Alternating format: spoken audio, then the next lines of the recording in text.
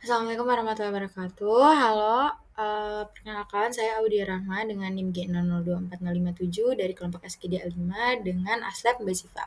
Di sini saya akan mempresentasikan hasil dari laporan praktikum anatomi 2.3 yaitu mengenai blok sistem neuroendokrin dan indera khusus. Oke, baik. Next. Nah, pada laporan praktikum anatomi 2.3 ini saya diberikan skenario yaitu seorang pria berusia 65 tahun bernama Tuan A dibawa ke instalasi gawat darurat oleh keluarganya karena mengalami kelemahan mendadak pada lengan dan tungkai kanan sejak 2 jam yang lalu. Selain itu, keluarga pasien melaporkan bahwa pasien berbicara terbata-bata, sulit menyusun kata-kata, dan tampak bingung ketika diajak berbicara. Tidak ada riwayat trauma pada kepala sebelumnya. Pada pemeriksaan fisik didapatkan hemisfera sisi kanan, terutama lengan lebih berat dibandingkan tungkai, refleks sisi kanan meningkat dan terdapat Babinski sign positif di sisi kanan. Lalu hilangnya sensasi nyeri dan suhu pada sisi kanan tubuh termasuk wajah kanan. Saat diminta menjulurkan lidah pasien menyimpang ke arah kiri. Pasien tampak kesulitan berbicara secara motorik, afasia non-fluent, tetapi memahami instruksi sederhana. Riwayat medis menunjukkan bahwa pasien merupakan perokok aktif, memiliki hipertensi dan diabetes mellitus yang tidak terkontrol. Pemeriksaan CT scan kepala menunjukkan infark iskemik pada lobus frontalis dan parietalis kiri, terutama di area korteks motorik dan sensori primer. Terdapat pula iskemia parsial pada pons kiri. Nah, selanjutnya saya akan menjelaskan mengenai skenario tadi dengan berupa pertanyaan-pertanyaan. Berikut ada 6 pertanyaan dan pertanyaan pertama yaitu jelaskan struktur pembentuk sirkulus wilisi mulai dari bagian anterior hingga posterior. Sebutkan juga fungsinya dalam menjaga perfusi cerebral saat terjadi sumbatan salah satu arteri besar. Nah, jadi sirkulus wilisi atau lingkaran Willis adalah struktur anastomosis arteri berbentuk heksagonal yang terletak di dasar otak. Fungsinya sangat krusial dalam menjaga perfusi darah yang adekuat ke seluruh bagian otak, bahkan ketika terjadi sumbatan pada salah satu arteri besar yang memasuk otak. Nah, struktur pembentuk sirkulus wilisi. Sirkulus wilisi ini dibentuk oleh cabang-cabang dari dua sistem arteri utama yang memperdarahi otak, yaitu sistem carotis interna dan sistem vertebrobasilaris, yaitu dari arteri vertebralis lalu menjadi arteri basilaris. Nah, secara sederhana, struktur ini dapat digambarkan sebagai dua setengah lingkaran yang dihubungkan oleh arteri komunikans. Setengah lingkaran anterior dibentuk oleh ACA kanan dan kiri yang dihubungkan oleh arteri komunikans anterior. Setengah lingkaran dibentuk oleh PCA kanan dan kiri yang merupakan cabang dari arteri basilaris. Kedua setengah lingkaran ini dihubungkan oleh posterior komunikans arteri yang dihubungkan oleh ICA atau AC proksimal dengan PCA. Nah, tadi tuh saya menyebutkan beberapa istilah-istilah atau singkatan-singkatan yang mungkin belum teman-teman mengetahui. Nah, selanjutnya saya akan menjelaskan mengenai bagian-bagian tersebut. Nah, pertama arteri cerebri anterior atau ACA kanan dextra at sinistra, yaitu merupakan cabang terminal dari arteri carotis interna. Nah, keduanya ini berjalan ke anterior dan medial di atas chiasma opticum. ACA ini memperdarahi sebagian besar lobus frontal dan parietal medial. Yang kedua yaitu arteri komunikans anterior atau ACOMA, yaitu pembuluh darah pendek yang menghubungkan arteri cerebri anterior atau ACA dextra at sinistra. ACOMA ini adalah komponen paling anterior dari sirkulus wilisi. Jadi kalau misalnya diurutin dia itu arteri komunikans anterior itu paling anterior dari sirkulus arteriosus wilisi. Nah, yang ketiga yaitu arteri carotis interna atau ICA dextra at sinistra. Meskipun bukan bagian langsung dari lingkaran heksagonal sirkulus wilisi sendiri, namun ICA adalah arteri besar yang memberikan cabang-cabang utama yang membentuk sirkulus wilisi setelah memasuki tengkorak. ICA bercabang menjadi arteri cerebri anterior atau ACA dan arteri cerebri media atau MCA. Nah, yang keempat yaitu arteri cerebri media yaitu MCA kanan dan kiri. Dextra at sinistra. MCA sendiri adalah cabang terbesar dari ICA dan berjalan lateral ke sulcus sylvian. Meskipun MCA tidak secara langsung membentuk lingkaran heksagonal, ia adalah cabang utama dari sirkulus wilisi yang memperdarahi sebagian besar korteks cerebri lateral, termasuk area penting untuk fungsi motorik dan sensorik. Yang kelima yaitu arteri komunikans posterior atau PCOM dextra at sinistra. Ini adalah pembuluh darah yang menghubungkan arteri carotis interna atau ICA atau cabang proksimal MCI dengan arteri cerebri posterior atau PCA. Ini adalah jembatan paling penting jembatan penting antara sirkulus anterior dan posterior. Jadi si artery komunikasi posterior ini dia menghubungkan antara jembatan anterior dan juga posterior dari sirkulus arterius Wilisi. Nah, yang terakhir itu arteri cerebri posterior atau PCA dari sinistra. PCA sendiri adalah cabang terminal dari arteri basilaris atau arteri basilaris pontis. Nah, PCA sendiri itu memperdaya lobus temporal dan occipital serta mesenfalon. Nah, yang terakhir itu arteri basilaris. Ini adalah arteri besar yang terbentuk dari penyatuan dua arteri vertebralis, yaitu arteri vertebralis dari sinistra yang merupakan cabang dari arteri corotis dari arteri dari arteri dari arteri dari arteri subclavia, mohon maaf. Nah, sehingga menjadi bagian dari posterior dari sirkulus Wilisi. Nah, fungsi dalam menjaga profesi cerebral saat terjadi sumbatan. Fungsi utama dari sirkulus sendiri adalah sebagai sistem kolateral, yaitu jalur cadangan. Yang berarti bahwa jika terjadi sumbatan pada salah satu arteri besar yang masuk pada otak seperti arteri corotis interna atau arteri vertebralis, nah sirkulus ini dapat mengalihkan aliran dari pembuluh darah lain yang tidak tersumbat untuk memastikan pasokan darah yang memadai ke area otak yang berisiko kekurangan oksigen. Jadi bayangkan kalau misalnya sirkulus seperti sebuah bundaran besar di jalan raya. Nah, jika salah satu jalan masuk ke bundaran atau arteri terblokir, kendaraan atau darah masih bisa berputar melalui bundaran lain dan keluar dari jalan untuk mencapai tujuannya.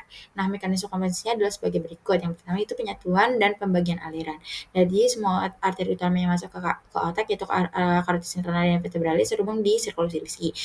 Hal ini memungkinkan darah untuk mengalir dari satu sistem ke sistem lainnya jika diperlukan. Yang kedua yaitu aliran mundur atau retrograde flow. Jika misalnya arteri karotis internal kiri tersumbat, darah dapat mengalir dari arteri karotis internal kanan melalui arteri komunikasi anterior atau AKA, dan kemudian secara retrograde atau berlawanan arah aliran normal ke arteri cerebral anterior atau AC kiri, dan bahkan ke arteri cerebral media atau MCM kiri melalui IC kiri yang proksimal dari sumbatan.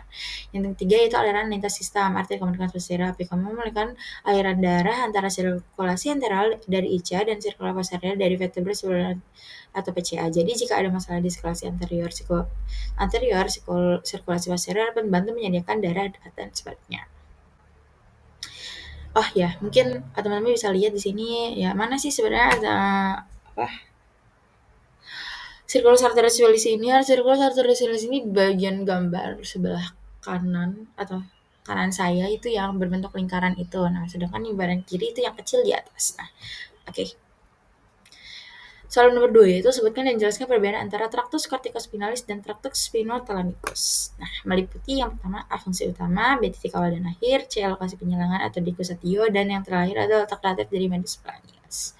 Nah, mungkin di sini saya tidak memberikan secara langsung jelas apa perbedaannya, namun di sisi sebelah kiri saya yaitu ada traktus corticospinalis dan di sebelah kanan saya yaitu ada spinothalamikus. Ya, oke. Jadi perbedaan utama antara traktus corticospinalis dan traktus spinothalamikus adalah yaitu pada poin A yaitu fungsi utama. Pada traktus corticospinalis yaitu fungsi utamanya untuk mengatur gerakan volunteer dan terampil terutama otot-otot distal atau tangan dan kaki. Sedangkan kalau traktus spinothalamikus yaitu untuk mengantarkan sensasi nyeri, suhu, sentuhan kasar dan gatal dari tubuh ke otak. Nah, titik awal dan akhir.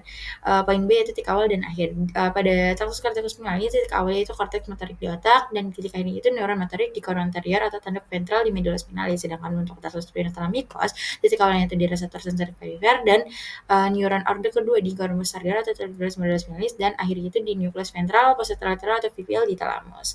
Nah, lokasi penyilangan atau dekusatio. Pada traktus corticospinalis bagian itu sering menyilang di piramida medula oblongata yang terletak di medula oblongata.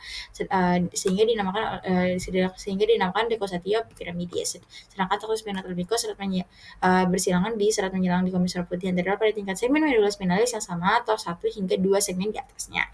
Nah, untuk poin D yaitu letak relatif di medula spinalis. Untuk traktus corticospinalis terletak di funiculus lateralis atau kolom lateral dan funiculus anterior kolom anterior. Sedangkan pada traktus spinothalamikus terletak di funiculus anterolateral atau kolom anterior dan lateral.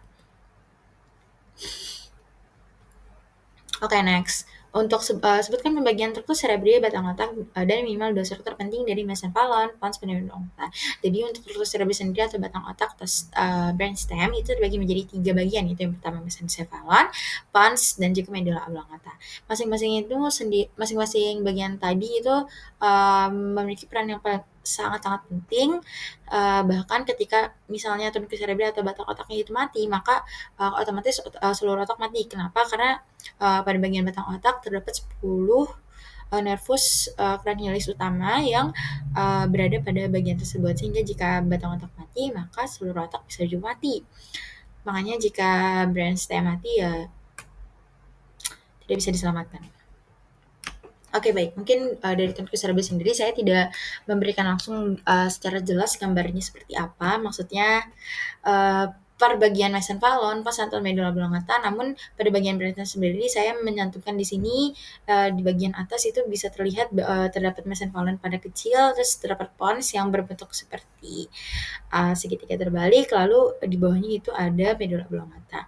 Dan untuk bagian kanan saya sendiri ini itu gambaran mesencephalon secara jelas. Kenapa mesencephalon ini saya berikan gambarnya secara jelas? Karena mesencephalon sendiri itu bagiannya lumayan kecil dan terletak di dalam, sehingga jika tidak diberikan gambar secara langsung tidak kelihatan. Oke, baik, mungkin selanjutnya tanpa basa-basi saya akan menjelaskan tonkus cerebri sendiri. Nah, jadi tonkus cerebri sendiri adalah bagian vital dari sistem saraf pusat yang menghubungkan otak besar dan dengan medula spinalis. Dan tonkus cerebri ini menjadi 3 bagian dari atas ke bawah. Yang paling atas itu mesencephalon atau bisa disebut dengan midbrain. Letaknya itu bagian paling atas batang brainstem di antara diencephalon dan pons. Struktur penting yang akan saya bahas yang pertama itu pedunculus cerebri yang merupakan kumpulan saraf-saraf besar yang membawa jaris motorik seperti tactus corticus spinalis dari cortex cerebri ke bagian bawah batang otak dan medulus spinalis. Nah, pada pedunculus cerebri sendiri itu dia terbagi menjadi 2 bagian, yaitu crus cerebri dan tegmentus. Nah, kedua bagian tersebut terbagi menjadi 2 oleh suatu substansi, yaitu substansi nigra. Substansi nigra itu kumpulan neuron yang memproduksi dopamin krusial untuk kontrol gerakan. Nah, jika kerusakannya terkait dengan penyakit Parkinson. Nah, pada bagian mesencephalon sendiri itu merupakan tempat dari 2 nervus cranialis, yaitu nervus 3, nervus 4, nervus 3 yaitu oculomotorius dan nervus 4 yaitu trochlearis. Jadi inti saraf kranial yang mengontrol gerakan mata pada bagian mesencephalon. Nah, selanjutnya yaitu yang kedua yaitu pons. Letaknya itu berada di antara mesencephalon atas atau medula oblongata bawah, berfungsi sebagai jembatan penghubung. Nah, makanya pons sendiri itu biasa disebut dengan pons varali, atau varali itu pada bahasa Latinnya itu namanya jembatan. Ya jembatan itu penghubung. Nah, struktur penting yang saya akan bahas yaitu pons sendiri itu terbagi menjadi 2 parts, yaitu yang pertama yang penting merupakan pars basilaris. Nah, pars basilaris ini adalah bagian anterior menonjol dan mengandung banyak saraf besar rasa basal serta nukleus pontin yang penting untuk koordinasi gerakan dengan cerebellum. Nah, pada bagian pons sendiri merupakan tempat saraf kranial, yaitu ada 4 saraf kranial yang mengandung inti untuk beberapa saraf lain termasuk nervus 5 yaitu trigeminus, nervus ducens, nervus 7 facialis, dan nervus 8 vestibulo cochlearis. Yang terakhir itu medula oblongata, letaknya pada bagian bawah otak yang menghubungkan pons dan medulus spinalis. Struktur pentingnya itu tempat dari saraf kranial yang mengandung inti untuk saraf kranial nervus 9, glus pharyngeus, nervus vagus, nervus 11 serus, dan nervus 12 hypoglossum. Nah, piramis 2 ya yang piramis 2 tonjolan di bagian anterior yang berisi jaris corticus spinalis dari motorik utama dari otak. Dan intinya itu decussatio piramidis yang terletak di medula oblongata yang merupakan persilangan pada tractus corticus spinalis. Lokasi di mana sebagian besar saraf jarak tersebut menyilang ke sisi berlawanan. Ini menjelaskan mengapa suatu sisi otak mengontrol gerakan sisi tubuh yang berlawanan. Oke, mungkin sekian. Selanjutnya itu jelaskan asal-usul nukleus dan fungsi dari 3 nervus cranius motorik murni, misal nervus 3, nervus 4, nervus 6, serta akibat lesi pada upper motor neuron dan lower motor neuronnya. Mungkin saya akan menjelaskan secara singkat ya. Jadi 3 saraf cranial motorik murni itu nervus 3, nervus oculomotorius, nervus trochlearis, dan abducens, yaitu untuk mengontrol gerakan mata yang presisi. Masing-masing memiliki asal nukleus, fungsi, dan konsekuensi lesi upper motoric neuron dan lower motor neuron yang khas. Pada nervus 3 atau oculomotorius sendiri berasal dari nukleus oculomotorius dan Edinger-Westphal di mesencephalon. Fungsinya itu meliputi untuk menggerakkan bola mata ke atas, bawah, dan tengah, mengangkat kelopak mata, serta mengatur refleks pupil dan akomodasi lensa. Lesi pada upper motor neuron pada saraf ini biasanya tidak menimbulkan gejala signifikan karena innervasi bilateral dari korteks. Namun lesi pada lower motoric neuron menyebabkan ptosis atau kelopak mata jatuh, bola mata berdeviasi atau down and out, dan diplopia atau pandangan ganda. Pupil melebar, midriasis, dan hilangnya refleks cahaya. Yang kedua yaitu nervus 4 atau trochlearis yang berasal dari nukleus trochlearis di mesencephalon yang unik karena serabutnya menghilang sepenuhnya sebelum muncul dari batang otak. Fungsinya adalah untuk menggerakkan bola mata ke bawah dan lateral abduksi, serta rotasi internal atau intorsi seperti nervus 3. Lesi UMN biasanya tidak menunjukkan gejala yang jelas, namun lesi pada bagian lower metatarsius menyebabkan diplopia vertikal, terutama saat melihat ke bawah, misalnya menuruni tangga, dan pasien sering mengompensasi dengan memiringkan kepala ke sisi berawan untuk mengurangi pandangan ganda. Yaitu yang terakhir itu nervus 6 atau abdusen berasal dari nervus abducens. Fungsi utama adalah menggerakkan bola mata karena lateral atau abduksi. Beda dengan saraf motorik mata lainnya, lesi UMN tidak menghasilkan defisit motorik mata yang signifikan. Sebaiknya lesi lower pada lower motorik neuron menyebabkan bola mata berdeviasi ke arah medial atau kidul saat istirahat. Strabismus namanya strabismus flanfurbi atau esotropia. Karena otot penarik ke samping tidak berfungsi dan pasien tidak dapat menggerakkan bola mata ke lateral menyebabkan dispalpia horizontal. Secara umum, lesi pada UMN pada saraf-saraf neuron motorik berjajar menyebabkan kelumpuhan otot mata yang jelas karena adanya inervasi bilateral di korteks. Sebaliknya, defisit yang terlihat pada gerakan mata hampir selalu menunjukkan adanya lesi pada elemen, yaitu pada saraf kranial sendiri atau nukleus di batang otaknya. Oke, next. Yaitu jelaskan lokasi fungsi di area Brodmann berikut, yaitu area 4, area 1, 2, 3, area 4 dan 45, dan area 22. Jadi untuk lokasi dan fungsi area Brodmann penting di korteks cerebri, saya akan menjelaskan lebih lanjut area Brodmann ini apa. Area Brodmann ini adalah pembagian korteks cerebri berdasarkan struktur dan organisasi seluler atau sitoarsitektur yang juga berkorelasi dengan fungsi tertentu. Nah, untuk area 4 atau merupakan area untuk korteks motorik primer yang terletak di gyrus presentalis lobus frontalis, tepat di sulcus centralis. Area 4 sendiri adalah pusat utama untuk perencanaan dan eksekusi gerakan volunteer. Area 4 sendiri adalah titik awal utama untuk jalan motorik desain dan seperti taktur corticalis malis yang mengirimkan perintah untuk gerakan otot-otot rangka di seluruh tubuh. Yang kedua ada area 1, 2, 3, yaitu korteks somatosensorik primer. Terletak di gyrus postcentralis di lobus parietalis, tepat di belakang sulcus centralis, dan area 1, 2, 3 ini secara kolektif bentuk korteks somatosensorik primer. Fungsi utamanya adalah menerima dan proses informasi sensorik dari seluruh tubuh, seperti sentuhan, tekanan, nyeri, suhu, dan propriocepsi posisi tubuh.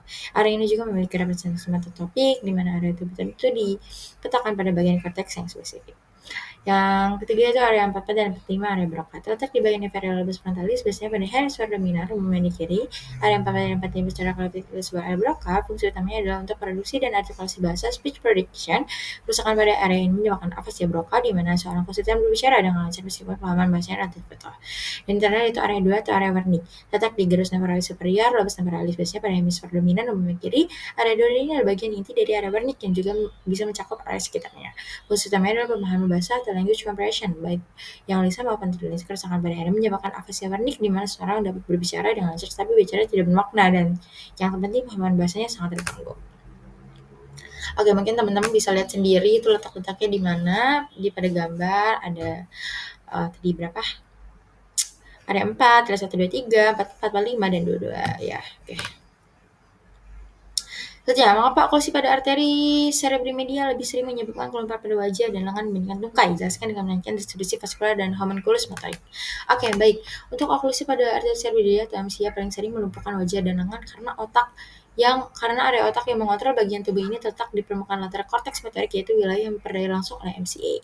Representasi tubuh di korteks yang dikenal sebagai homunculus motorik ini menunjukkan bahwa wajah dan lengan menempati area lateral, sementara tungkai berada di area medial. Area medial ini umumnya menerima suplai darah dari arteri cerebri anterior (ACA).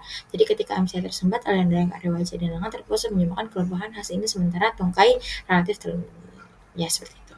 Oke, jelaskan mekanisme kompensasi vaskular yang terjadi jika terdapat oklusi pada arteri korteks internal kiri dengan banyaknya struktur sirkulus polisi yang terlibat. Baik, jadi ketika terjadi oklusi pada arteri korteks internal atau AC kiri, otak mengandalkan sirkulasi sebagai mekanisme kompensasi. Ciciran arteri ini atau sirkulus arteri polisi ini memungkinkan darah dari AC karena mengalir melalui arteri komunikasi anterior ke sisi kiri. Selain itu, darah dari sistem posterior vertebrobasilaris dapat mengalir maju melalui arteri komunikasi posterior untuk memperdarahi area yang kekurangan. Mekanisme ini berfungsi sebagai jalur pintas darurat untuk mempertahankan suplai darah ke otak. Nah, seperti itu teman-teman. Mungkin tadi sudah 6 pertanyaan yang saya jelaskan. Kurang lebihnya mohon maaf. Terima kasih anatomi untuk 5 bloknya. Saya pamit undur diri. Terima kasih. Dan ini merupakan presentasi terakhir saya. Terima kasih Mbak Ziva. Semoga lancar selalu dan seluruh aspek anatomi semoga dimudahkan selalu, walaupun harusnya blog ini kan enggak presentasi, tapi kayak enggak apa-apa sih, mana susah ya udah, tapi enggak apa-apa. Terima kasih.